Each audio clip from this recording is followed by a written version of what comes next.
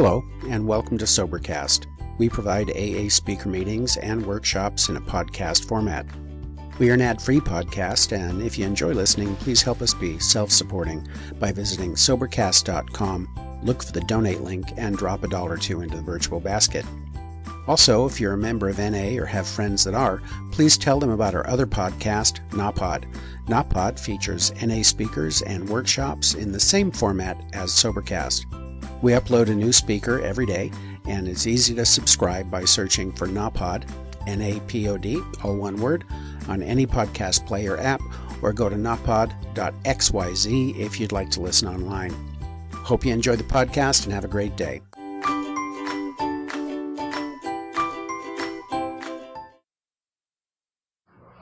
Mary Alcoholic. Glad to be here. I want to thank Art. Was that so funny? It was fucking funny. And I'm going to take this off. It's really hot. Someone could bring me some ice. I think my baby's getting me some ice water. Phyllis says, thanks. Thank you. Whew. I want to thank our Al-Anon speaker. And Keith gave a great talk last night. And I want to thank the committee for inviting me.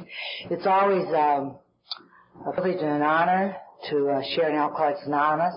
And I'm always very grateful that I get to share at this level. And, to tell you the truth, when I was newly sober and heard Chuck C and all them, I really wanted to be a main speaker all the time. So I really am grateful that that happened for me. I truly am. And I say that with humility, because I think it's, I'm a very blessed woman to be able to share in Alcoholics Anonymous and to be sober one day at a time. And great Sarah Oldtimer here. Glad to see you. And I had great dinner with my friends last night, Cheryl and Duncan, and my new friend Dawn. And the night before we went to dinner with Phyllis and Jody and Jean, and Phyllis is sponsor. So it's fun to do those sort of fellowship in AA when you go to conventions. It's really, really wonderful. And I feel very, I just feel really loved here. And I'm a really difficult person to love. And people that know that about me, they love me anyway. And I'm really grateful for those people in my life. I don't know. To tell you the truth, I did a talk in Reno, and they sent me the tape, but can you hear me in the back? Okay. If you can't hear me, raise your hand, okay? Because there's no sense in listening to a speaker if you can't hear it. So if you tell me to speak up, I'll speak up. I have a big mouth. And so I did this Reno tape, and I hadn't really heard it, and Phyllis had it in her car, and so we ride around, and I said, oh, take my tape here. So I said, I want to listen so I don't give the same story I gave in Reno. And unfortunately, I only have one story. I love when they say in AA, the speakers say in AA, if I knew I was going to be a speaker a lot, I would have did a bigger story. I'd have done more things to really give you more shit to laugh at about ourselves. And I love to drink. I'm an alcoholic. I'm a real alcoholic. I'm a pansy when it comes to those drugs.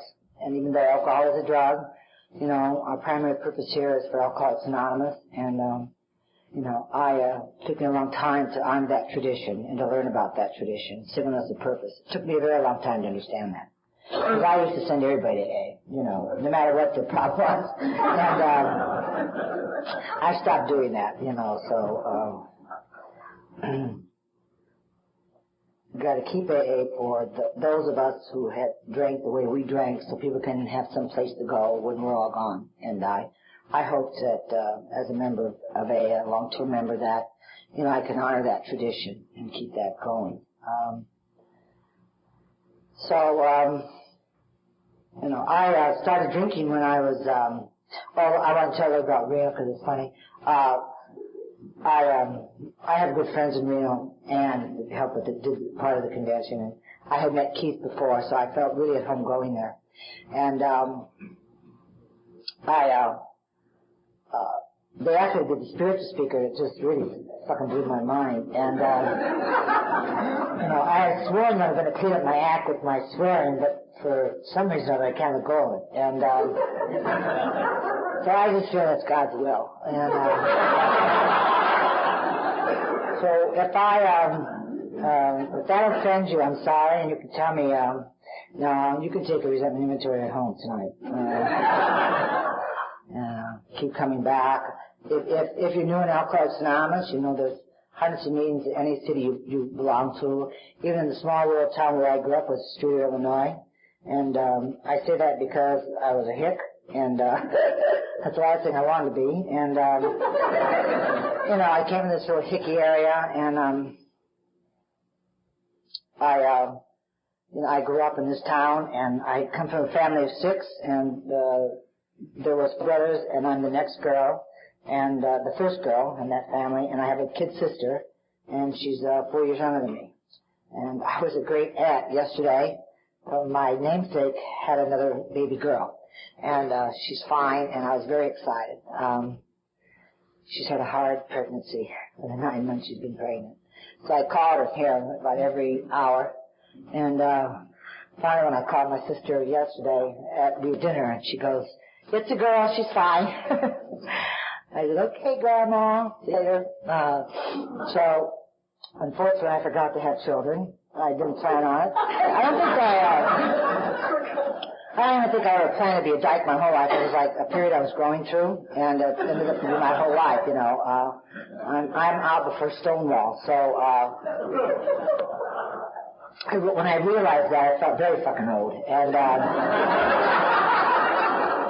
I had these tapes and things on Stonewall, and I knew a lot of people that was in this film. It was on HBO once, or one of the cable channels, and I taped it. So every so often I drag it out and invite people over and we watch it, because there's a lot of AA people on this, and one AA member on that tape, she's passed away now, but she lived to be 40 years sober, and she had one hell of a story, not only her drinking, but her whole life story was so wonderful, and she's such a dynamite woman.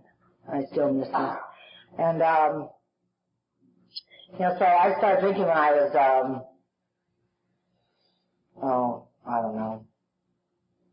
I'll tell you what, my mother used to put alcohol on my gums when I was a baby, and she used to give me alcohol so that I would settle down, because I was a brat. And, she said I never stopped crying for 5 years. And so, what she was saying.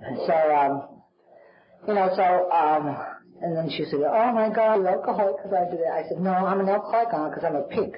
And I learned to drink like a pig, and I never stopped." And I have friends that we've been friends for 45 years, and we had a class reunion last July. I went to. There's several of us, and we're going to get together this January the 5th again and have some. Just the women get together, about 5 or 10 of us, and we've known each other since we were in high school and grade school, and we just lost one of our friends. Just died 2 weeks ago, and it's really pulled our little group closer together.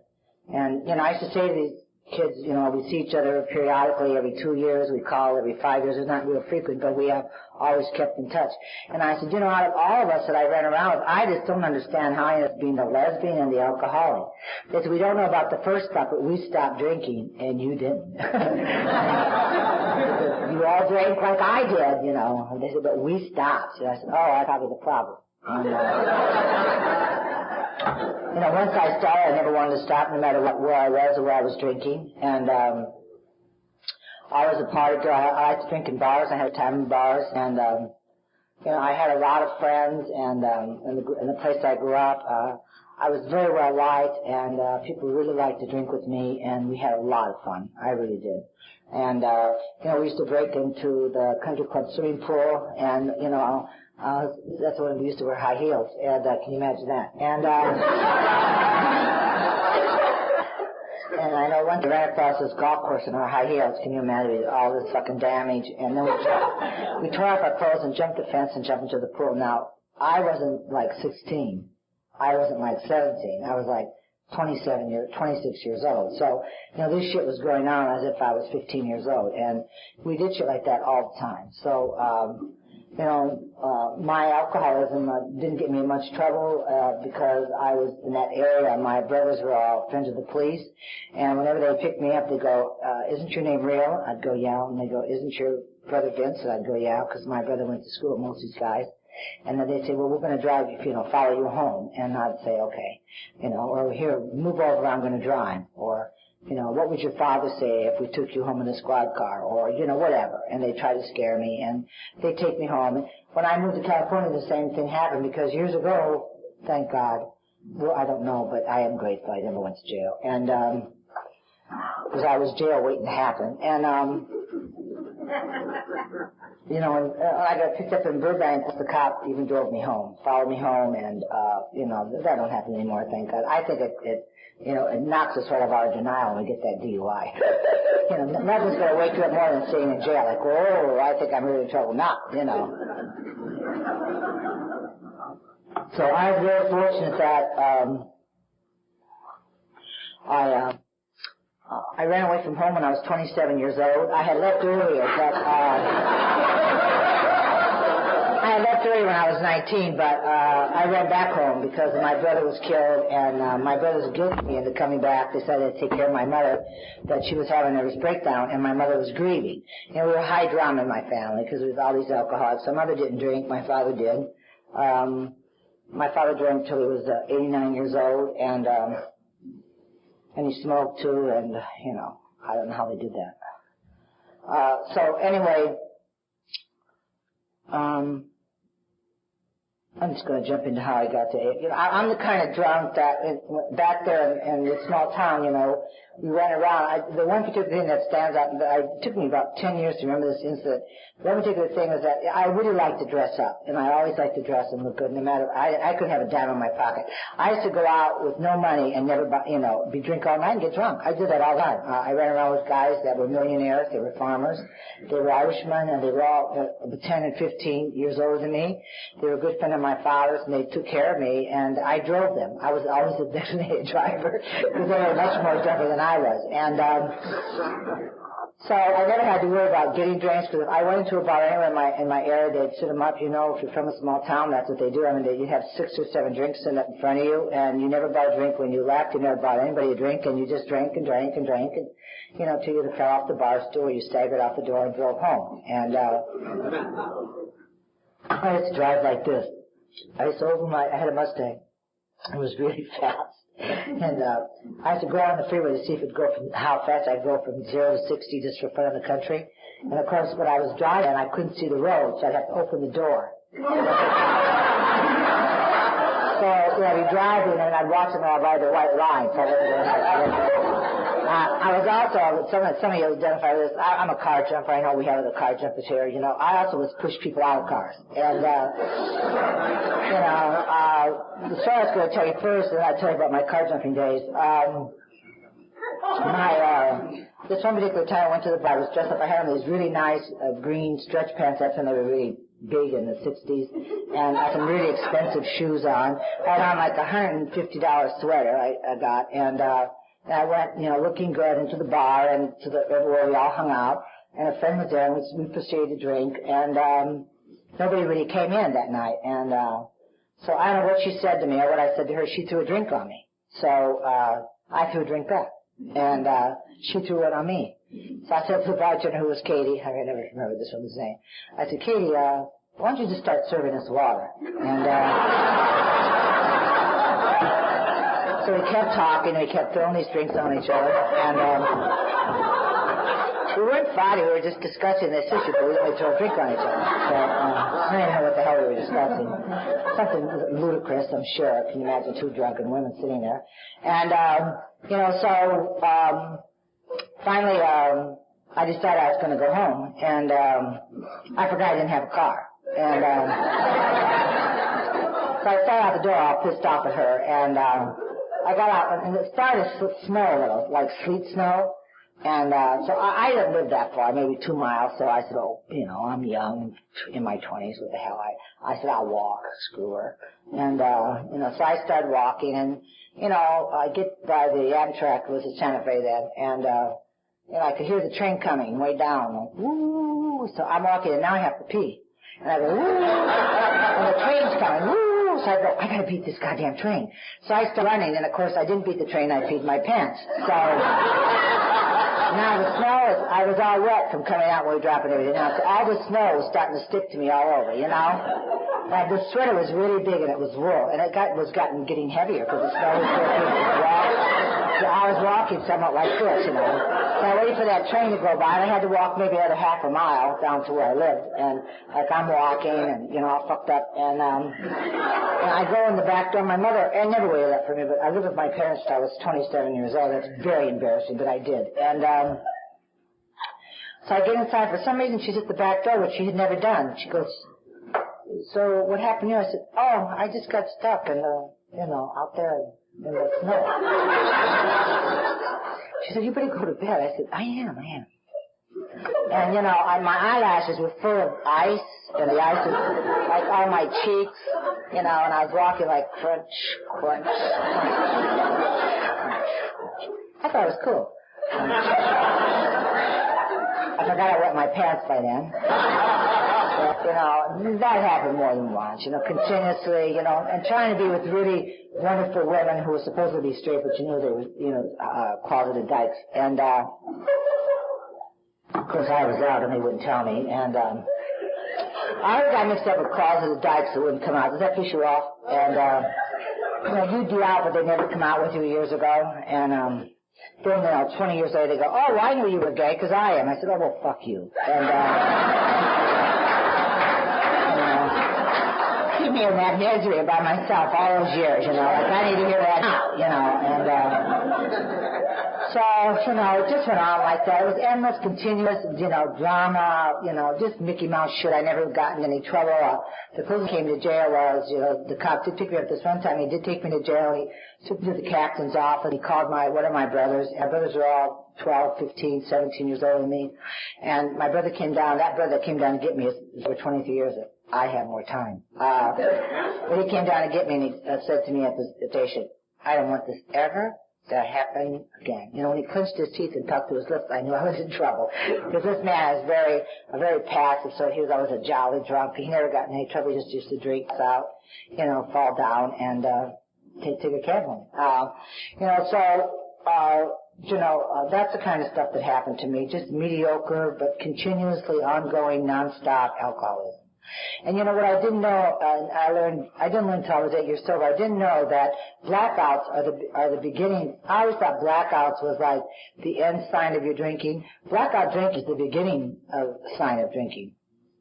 And you know, that blackout drinking for me started very early on. And so if you got blackout drinking, I mean, I'm sorry, but you're one of us. And you can try to get out of this. You know, the book says, you know, go down to the close bar, you know, have a few drinks and see if it's going to work for you.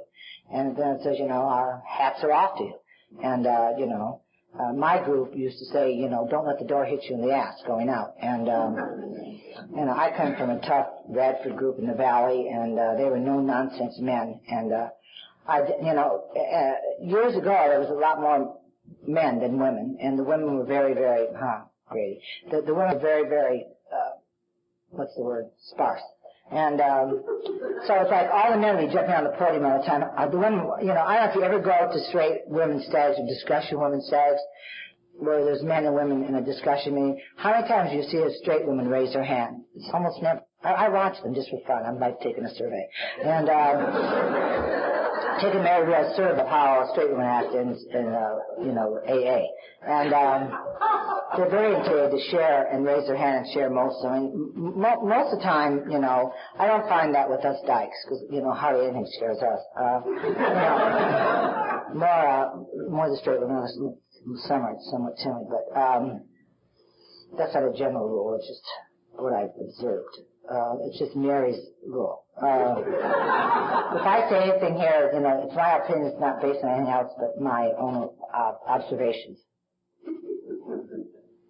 I would like to keep it to my experience, but it doesn't look like it's going to happen tonight. So that stuff went on, and then I ran away from home when I was 27 years old. And what I did, I always worked, I always had a cause, you know. Of course, Mama always helped me out, you know, my mother. And I was very enmeshed with Mama, a total enmeshment. I was her surrogate husband, and I took care of her, and my father was always absent. And he was absent in ways, he was emotionally absent, but he was there physically. And my sister sent me this picture this week, and we're at, my family loves to dress up. And I love that about them. They all dress up. So it's like, Magdalene said, my sister's name is Mary Magdalene, and I am Mary Margaret. Okay, so you know where I'm going with this. So, then I had that on my shows, this Catholicism stuff, and I mean, I was a really good kid in school, and I wasn't that bright. I was a C average student always, but I always tried really hard. I was good with the nuns, and, you know, I protected my sister all through school. And, you know, the nuns were always on her fuckhays. I don't know why, but they were. It was always after this kid, and she was just very quiet and bashful. And for some reason, they just gave her a really bad time. She missed a lot of school because she hated going to school. I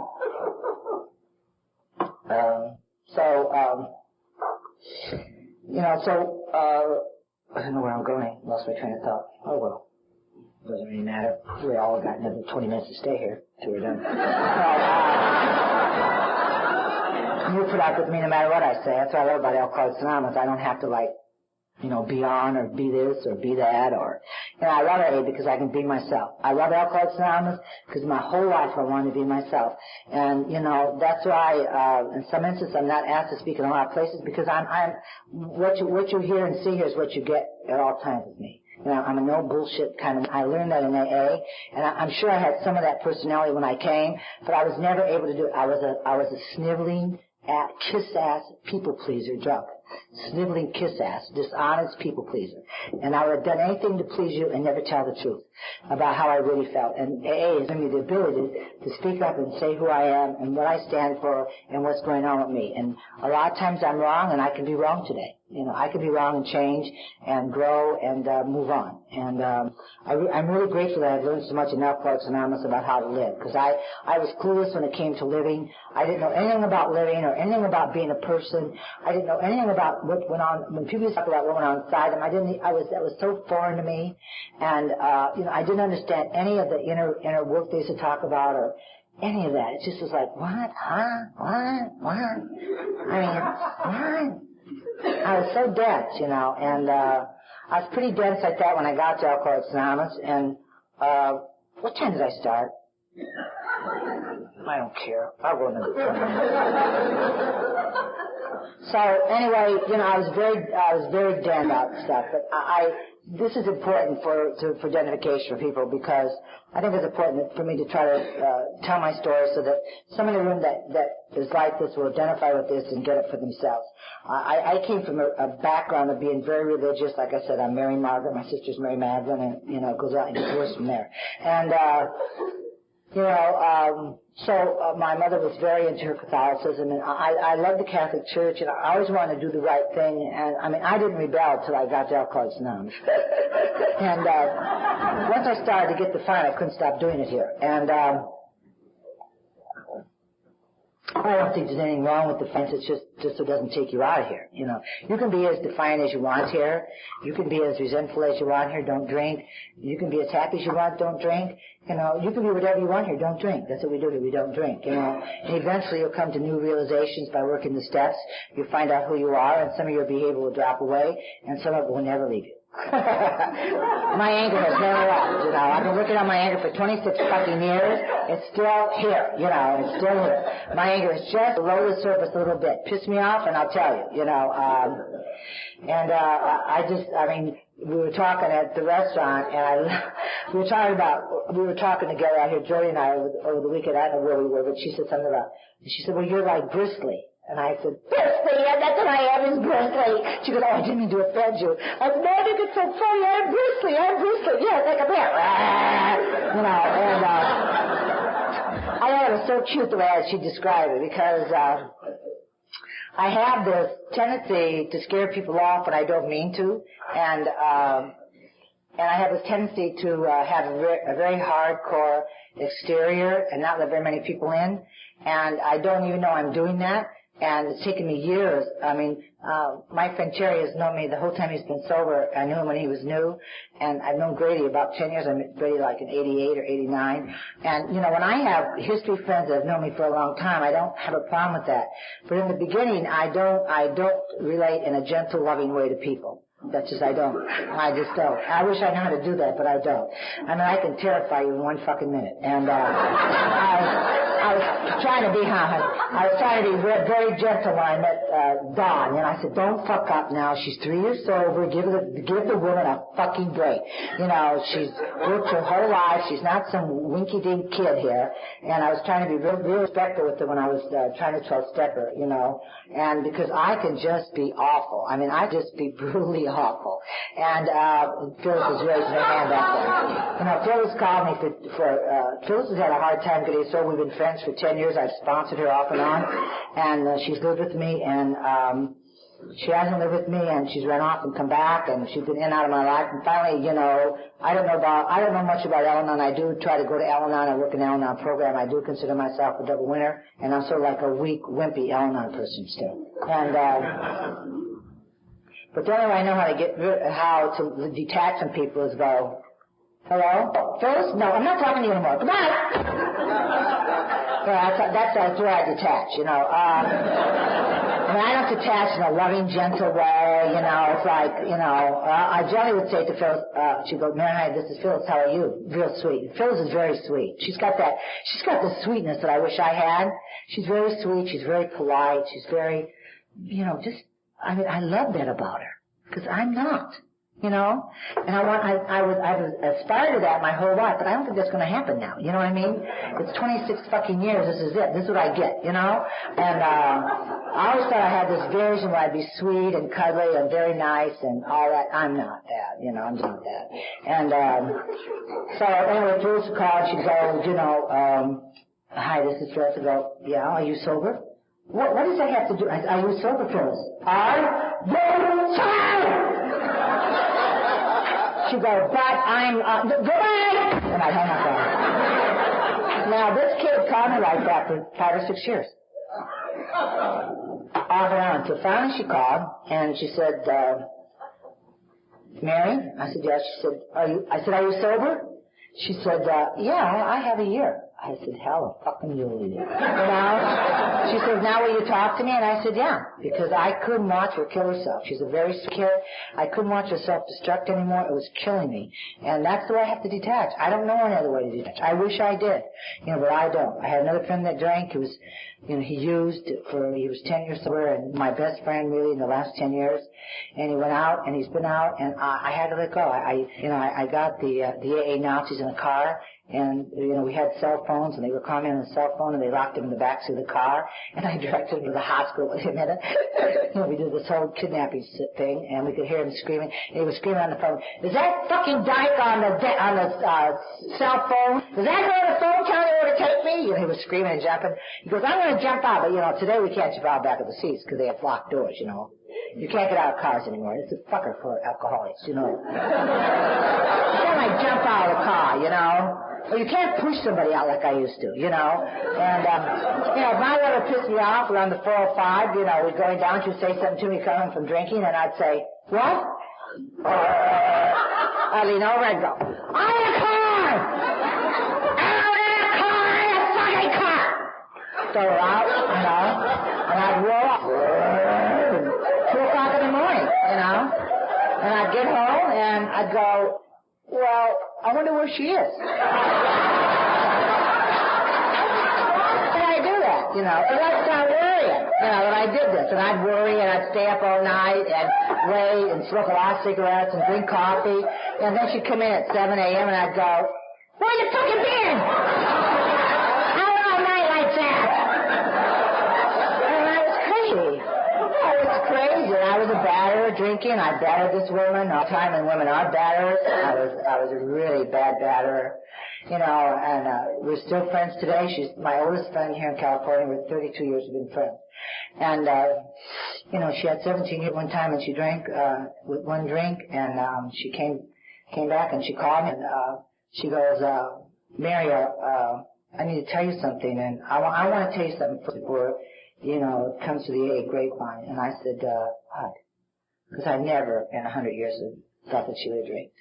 She said, I drank in Palm Springs. I started crying. I mean, I got so upset. It hurt me so bad that she lost. This woman is a terrible alcoholic like myself. I'm so afraid when we relapse. Some of us don't get back. Thank God she did. She had that one drink of champagne. She jumped in her car and drove home. And, of course, she went down there. I won't tell her story, but she went there chasing a woman. So, we do insane motherfucking shit sober. I mean, we're allowed to do anything sober, believe me.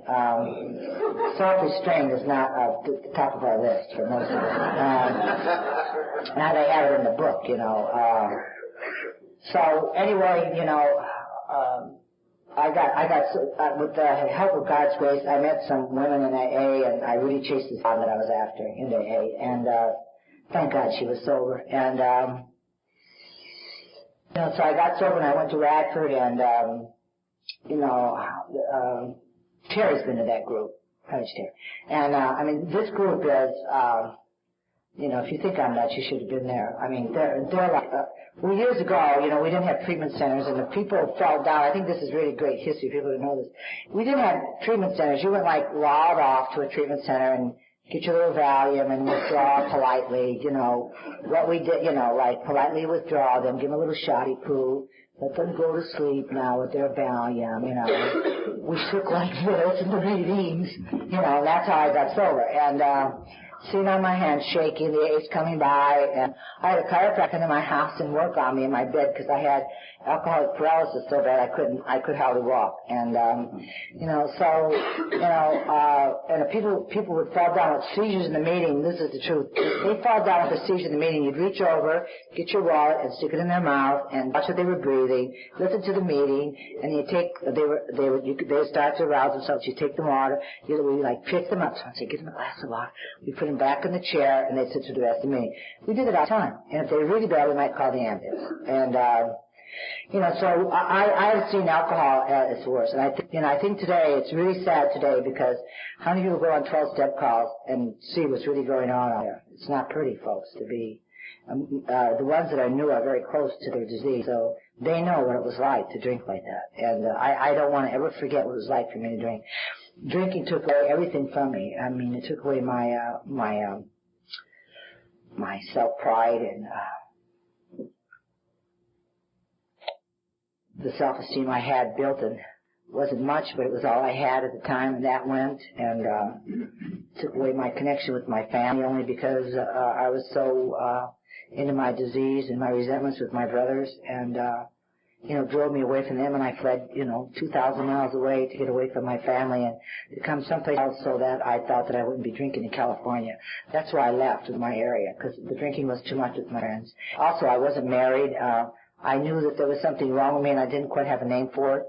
And on one of the freeways, I went, oh, I think I'm one of those lesbians. When I got that on the freeway, I was like, I drove faster to California and found the first blonde I ran into. And that was the one that just drank. And I was with her 5 years through terrible, terrible insanity. I mean, crazy, battering stuff that is very painful for me to still talk about today.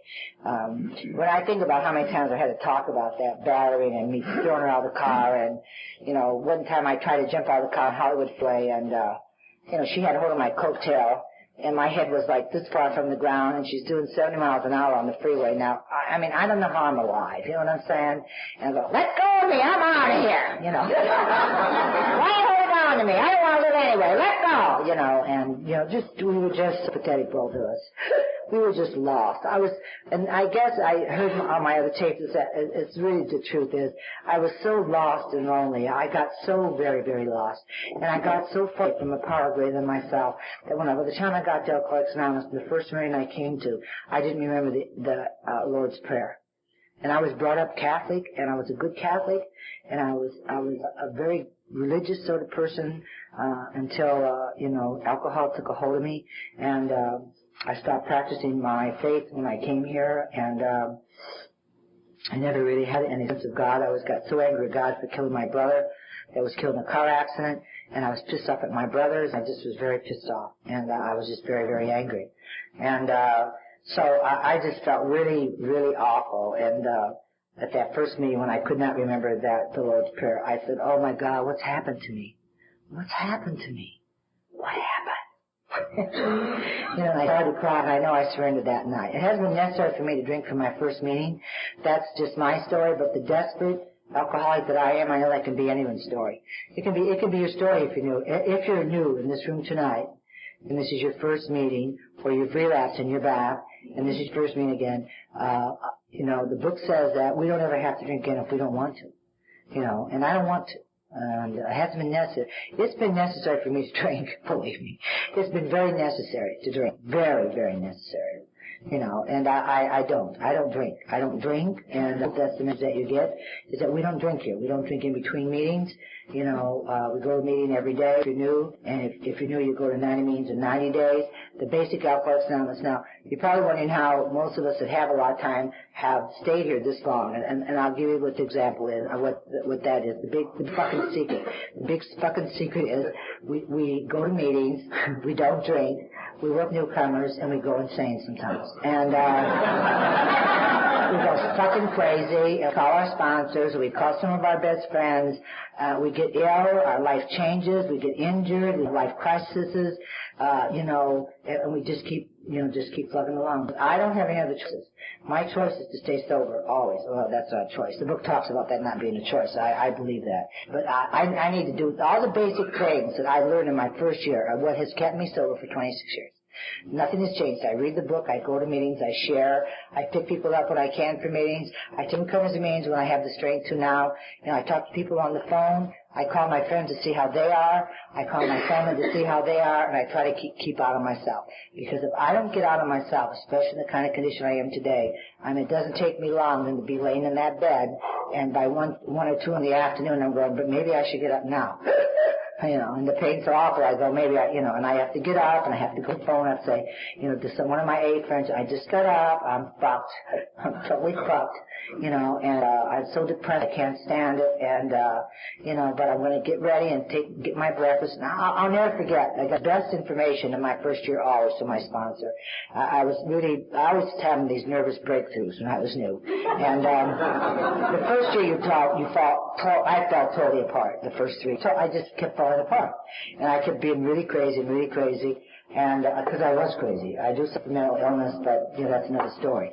So, you know, so and I always thought I was different because of my mental illness in AA, and I always thought that there was something terribly wrong with me, and I was different from everybody in AA too, and that used to really make me crazy. And, you know, I finally have accepted my mental illness. I've done something about it. I'm very grateful that I did that. It took me 23 years to take care of that. I don't like to talk about that, but people need to know that if you've got other problems, you take care of them. The book says we go to see the doctors, we see psychiatrists, we go to people that can help. Let's go do that. Go do that. But first off, work the steps. You know, I worked the steps for 23 years and didn't clear my mental illness. I went to a psychiatrist. You know, and I've gone years before and not taken their direction. And so I'm very, very grateful that God has given me the courage to give up my suffering. God has given me the courage to give up my suffering. And I no longer have to suffer from mental illness. And I don't have to feel different from all of you anymore.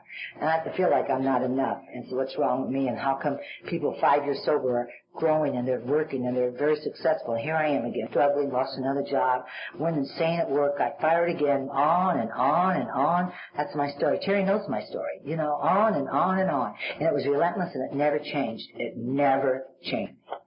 So I finally had to address my mental illness, and I'm really glad I did that. I'm really glad I did that. And, you know, the steps work, but they don't work on mental illness. So, and I always thought it was going to. I always thought it was going to work on my mental illness. I had thought that Jesus, God Almighty, was going to cure my mental illness. It didn't, and but it really helps with everything else, and it's changed my life drastically to steps. And I feel very grateful that you know, I haven't had the drink. That, you know, the steps help us from drinking, not the drink. They help us in not drinking. The steps can take care of our alcoholism, and they can also take care of a lot of other problems. And the biggest thing the steps has given to me is a power greater than myself. And that's what it guarantees in the book. It says if you do these certain things, you will have a power greater than yourself to deal with. And that's what I got from working the steps. And what else could I ask for? I got a power greater than myself that takes care of me no matter what. No matter what, you know. And the latest thing that I've had to work through, some of you know and some of you don't know, is that I fell 17 feet. I was paralyzed from the neck. I'm only telling you this because of God's power. I was paralyzed from the neck down. I started to walk again. I was quadriplegic. And it goes on and on and on. And, you know, I walk today and it's difficult and, you know, I do the best I can. I do the best I can with what I got today. And I'm not so hard on myself, and therefore I'm not so hard on others. I've tried my whole sobriety not to be hard on others, and I had to learn how to do that by falling 17 feet. Pretty fucking pathetic, isn't it? And so whatever I get out of my injury, I've gotten a lot out of my injury. I've come to have a lot of quiet time alone with myself. I couldn't be alone with myself when nothing else could stop me. You know, and some of the things you talked about with self-destructive behavior, I have all of them. I love speeding. You know, when I first was injured, I didn't drive in my first year. I got my license back. I was able to drive. I was driving like within the speed limit. I was moving along. I said, wow, this is what normal people do. I'm so comfortable driving, like slow, taking it easy, you know. Of course, now I've gotten more hyper again, so now I still go 65 and 3 mile an hour zones, and, you know, I want to be nuts on the freeway, and I almost had an accident with my niece, and she was out here because of my compulsive, obsessive behavior, my driving, and my inability to stop myself, and, you know, but all those things I have to surrender and give up. I have to ask God to help me because I am powerless over my behavior. I'm powerless. I'm powerless over my anger. I'm powerless over what you do. I'm powerless over what I do. I am powerless over people, places, and things. I'm powerless over my sister who's got scleroderma. I'm powerless over my niece who's bipolar. I'm powerless over my other niece who's bipolar. I cannot help them. I'm powerless. I can only help myself. I can only watch what I do and correct my behavior. Watch what I do, correct my behavior. And I love what you said, too, about not giving advice or whatever Al-Anon says about, you know, pointing shit out to people. I do that all the time. Well, you should do this, and you should do that, and why don't you do it this way? You know, baby cars, it's like I jump on their fucking ass before I even know what's going on with them, you know. That's not right. You know what I'm saying? And I've tried to do less of that. You know, I've tried to say, well, what's going on, honey? And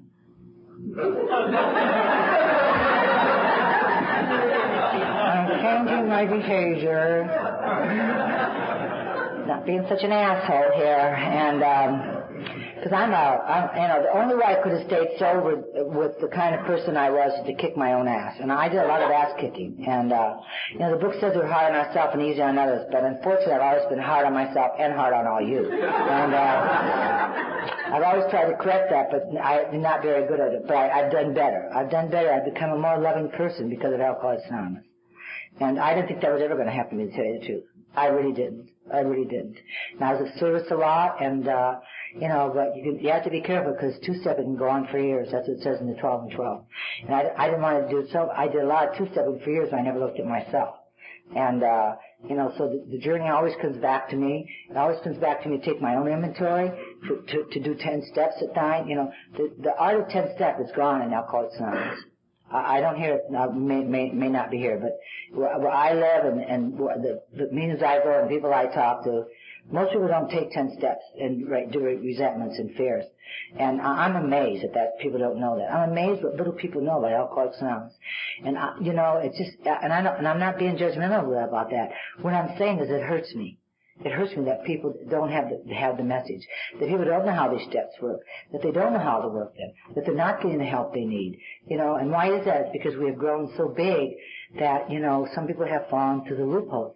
And they're sober, but they're very uncomfortable. And you don't have to live that way. You know, I had a boss who was totally abusive with me and right before my injury. I loved my job and I loved where I lived and I was really having a good time at work. And I had to come home every night and do a 10-step on this man.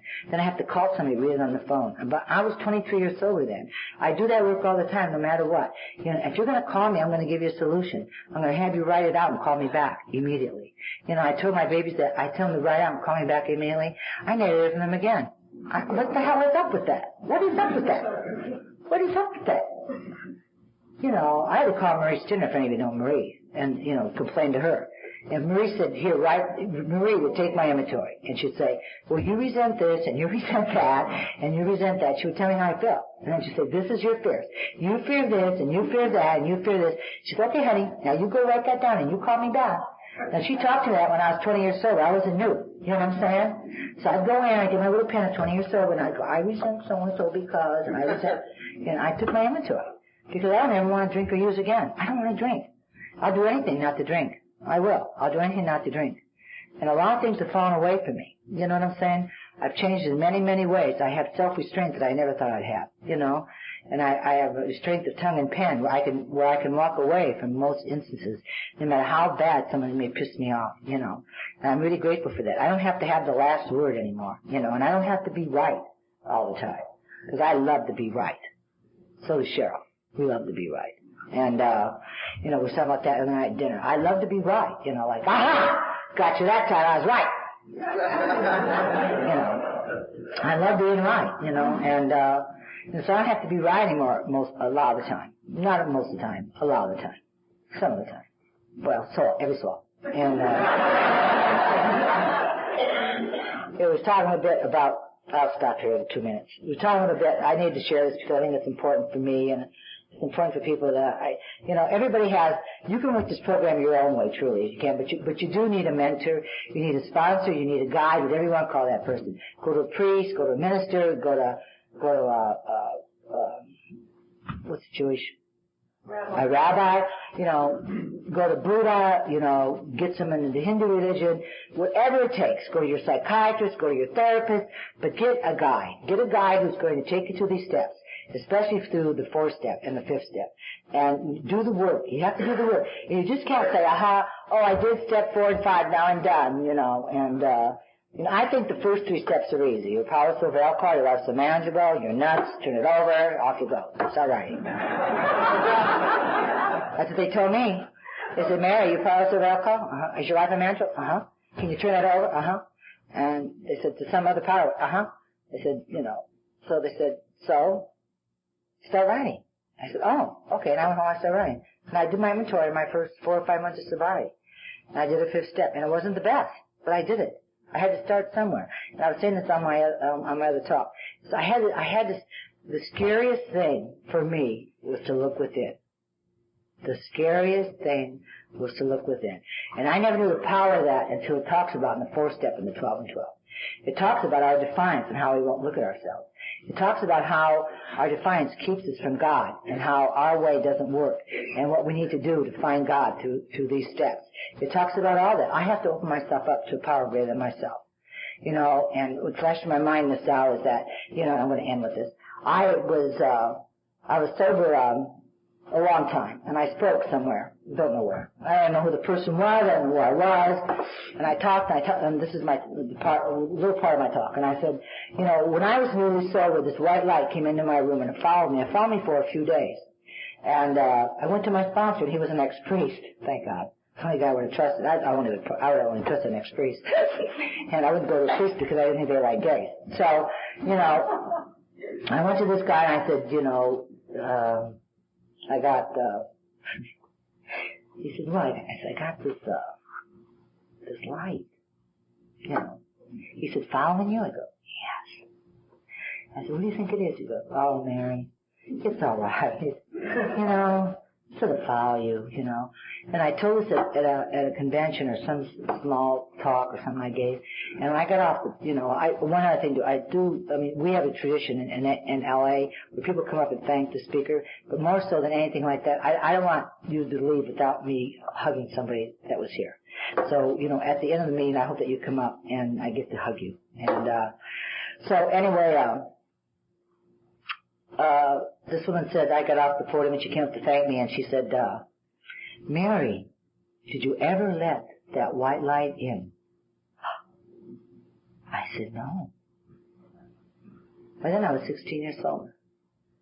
So Alcoholics Anonymous let me let the light in. It's let me let God into my life. And it took me a long, long time.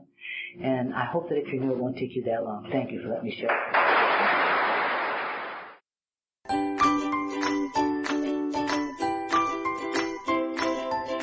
Thanks for listening. I hope you enjoyed the podcast. Sobercast is ad-free, and we'd like your help in order to keep it that way.